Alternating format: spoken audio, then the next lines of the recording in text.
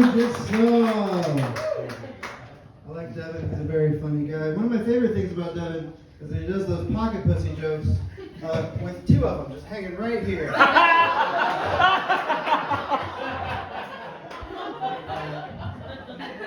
We've made the choice to stretch them, brother. We just gotta leave the plugs in for those follow-ups.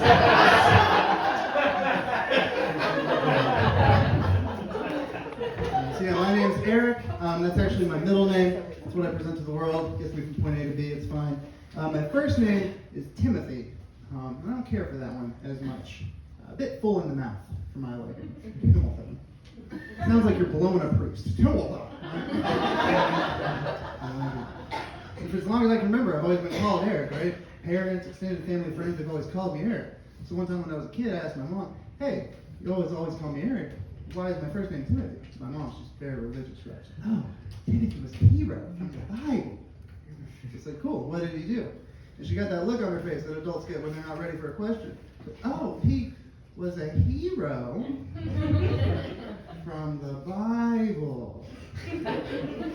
Some of us learned Santa isn't real. I was 7 years old and learned I wasn't real. That's rough. But I looked it up. Timothy is considered a hero in the Bible. He was martyred for his faith. He was stoned to death. So what that looked like, Timothy wrote a bunch of letters to some folks that weren't super interested in reading those letters. So they just kind of ignored it, left them unread, right? And one day he shows up, yelling on street corners. Hey everybody, here's everything you didn't read in those letters. You're all going to hell. And they threw rocks at him until he died. And that's who I'm named after. The first QAnon dude, basically.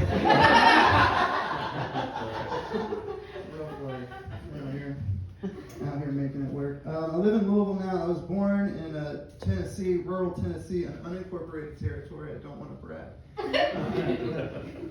One day I was riding in the truck with one of my uncles, and I was having a little Sony Discman in, right, just listening to music, and he says, you listen to that hip-hop bullshit? And it was that hip-hop bullshit. He said, what you need to listen to is a rock and roll outfit. And he was fishing around in the back of his truck and pulls out a copy of Silver Side Up by Nickelback. He thinks he's introducing me to an entirely new genre of music, and in his mind, the shining jewel in that crown, Silver Side Up by Nickelback. He was a teenager in the 70s. He had access to the best rock and roll music. Do you understand what? Silver Side Up. That's like saying, oh, you like steak? Fuck steak. You're eating spaghetti now. But instead of spaghetti, they give you a raw tomato and a loose fistful of uncooked noodles. Some of the pieces are here, but this is only an animal's idea of a good time. I like doing that joke in the Midwest because some people are like, you don't like this country, you can leave. And I'm like, well, they're from Canada, so maybe you should leave your filthy country. So yeah, I look like this. I apologize. This is kind of where I'm at 32. I've settled into two kind of aesthetic choices in my 30s. Neither one is really how I identify, but it's what I've got. The first one we've seen, it's like this hipster trash situation, right? The other one, deadbeat dad. Takes too many of the good nachos on Taco Tuesday. Take some copper out of your walls when you're on vacation.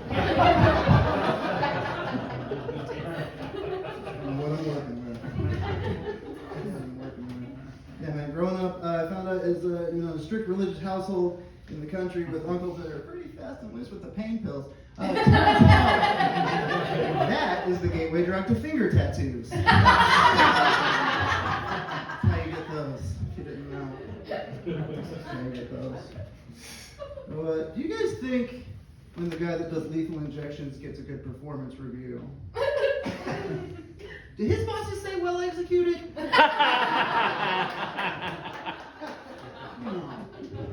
Maybe they like to keep it fun around the workplace. Maybe it's just like an Applebee's gift card and you're killing it. I know how all that works. There's a lot I can't figure out. Like, I can't tell if Boy Scouts are just cops with more badges, or if cops are just Boy Scouts with less training. Alright, I got a little tight there. I just do that to know who it's cool to smoke weed with. That's all we're doing here, is testing you guys out. This is pretty. I'm pretty dumb. I forgot the word for zeppelins the other day. You guys know zeppelins, like the large unstable aircraft full of gas we used to have. Hindenburg, famous example. Well, we don't really have them anymore. I forgot the word for zeppelins. So what I googled to figure it out was nasty blimps. Show me a close up of Mitch McConnell's neck.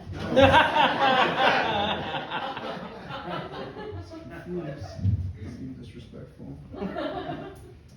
I don't know if you guys heard about this. A couple of months ago, there was some neo-Nazis up in Maryland. They got arrested for trying to disable the electrical grid. Well, neo-Nazis arrested trying to disable the electrical grid. I think they're confused, man. Those guys are supposed to love power. Right? Like 50% of their catchphrase. Speaking of Nazis, you guys remember when Dick Cheney shot that dude in the face in 2006? Yeah, accidentally. He finally died at age 95. That dude Dick Cheney shot finally died at age 95. Mission accomplished. Say what you want about the guy. Cheney always is his man. That's commendable. That's commendable. I watch a lot of TV. I don't pay to skip the commercials. You guys still watching commercials? You pay to skip them. What are we? You know? No? Okay, that's cool. I'll just keep rolling. You like them? Fuck yeah! Hell yeah! I like them too. They're cool. Commercials. So let's see if you agree. I don't think advertisers understand who or what women are.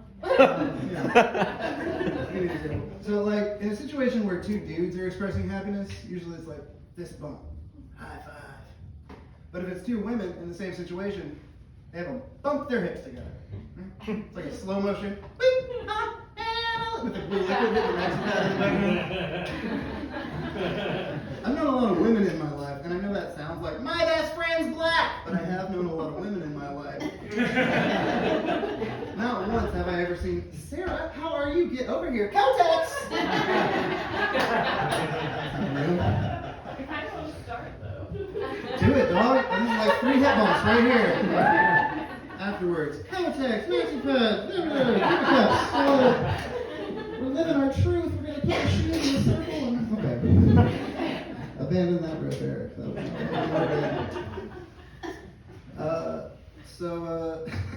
See, folks are drinking tonight. You guys are drinking. I got my water. Well, I had to quit drinking about 8 years ago. I don't remember the year 2014. And really, shit didn't get bad till 2016, so I could have hung in there, you know. Yeah, I had to quit drinking. One night I do remember in 2014. I don't think I was like a bad drunk. I was just the most annoying person to be around. Because one night we were having a party, right? I'm getting the shots set up for everybody, and I have a great idea to keep people like having fun but not getting too drunk. We're gonna have a source of protein with every shot everyone takes. Where does protein come from? Bacon. So I start cooking up bacon, and the rule is every time you take a shot, eat a strip of bacon. It's gonna keep you even, right? I'm smart. So I'm cooking up the bacon. The plate, I'm putting them on the plate as they're getting cooked. They're disappearing. Shots are being taken. I'm like, this is a great fucking idea. I am the king of parties. And finally, there is one piece of bacon left. I look over. I said, I'm the cook. That one's mine. Take it. I shot it. Look over at my friends and ex-wife, and they've just been watching me eat an entire pound of bacon. Take a shot with each piece. As soon as I realized what had happened, I went in the bathroom and immediately threw everything up in the tub. Shortly thereafter, I passed out. Woke up a couple hours later to go to the bathroom.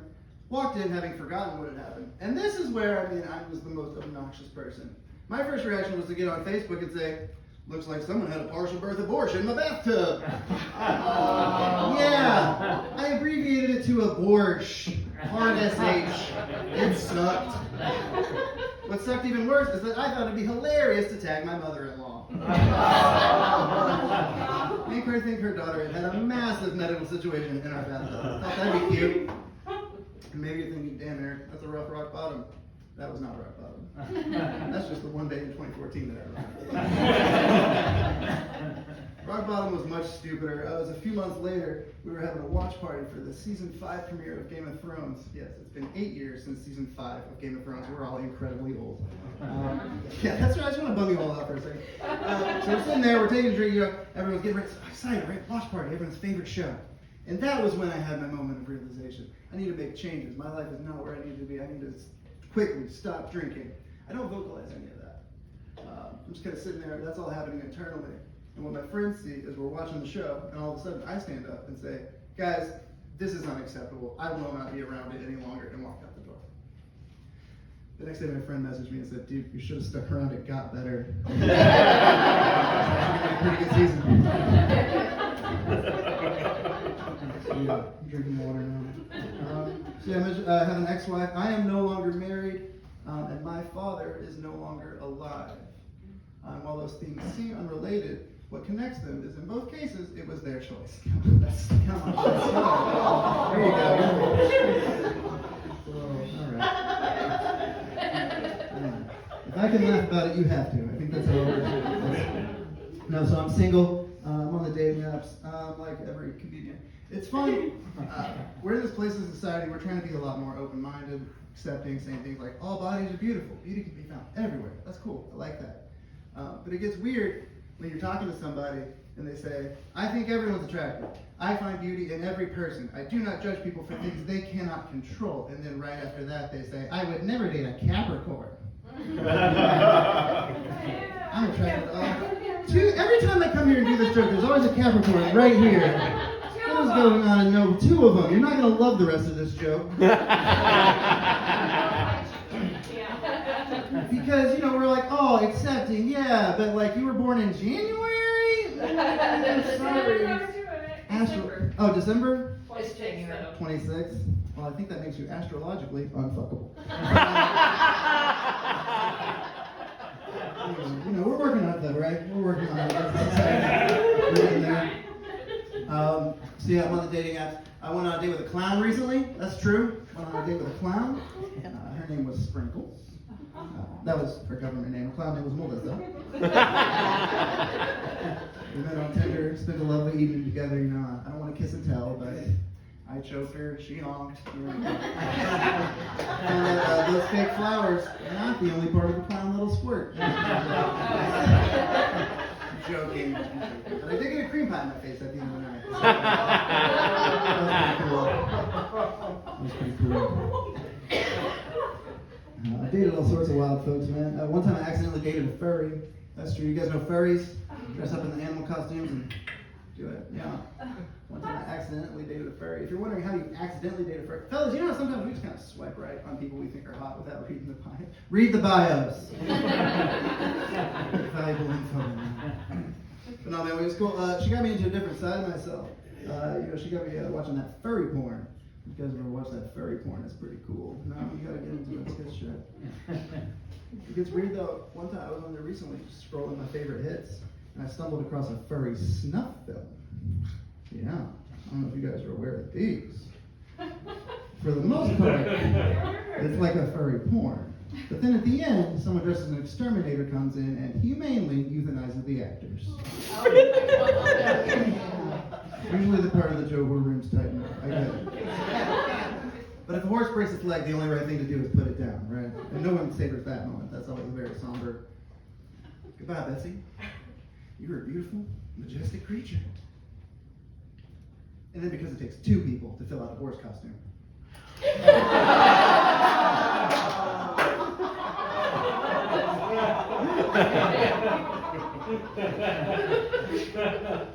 All sorts of different porns in this world. All sorts of different adult films for all sorts of different tastes, right?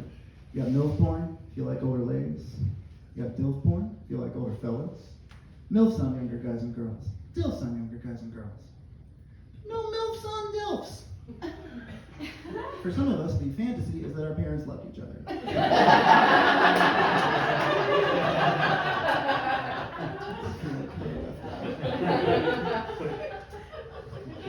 So I've always been, you know, pretty pro workers' rights, you know, like go to the bathroom on the boss's dime kind of thing.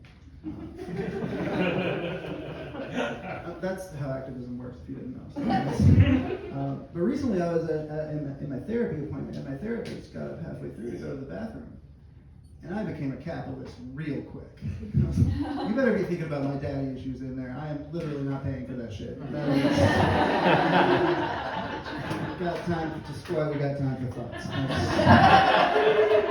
That's what I've always said. I got a lot of cats. Any other cat people in the room? A couple of us. Okay, big no. All right, heard Capricorn makes sense. big cat fan. Facebook knows this about me because I post about my cats all the time. So I started getting advertisements for cat-related products. This is a real advertisement I got the other day. It's a silicone tongue that you put in your mouth. It's got texture on the end of it, and you simulate licking your cat. It's a real thing that exists in this world. And I know what we're all thinking. There's no way it's as good as the real thing, right? Absolutely. You guys like ostriches? I like ostriches. Long legs leading up to those plump haunches. Stop teasing me, you sexy bastards. Can't tell if I want to eat an ostrich or eat an ostrich.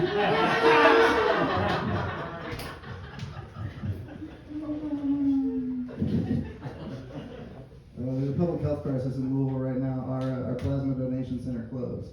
Where the fuck are we supposed to get our weed money now?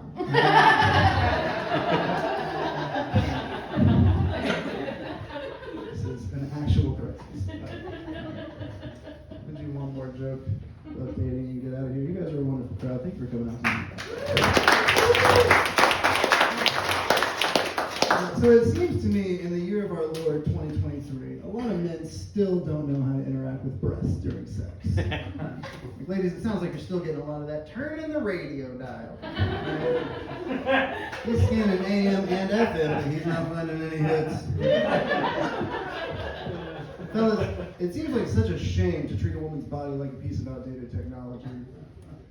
But if you're going to, I would choose a typewriter.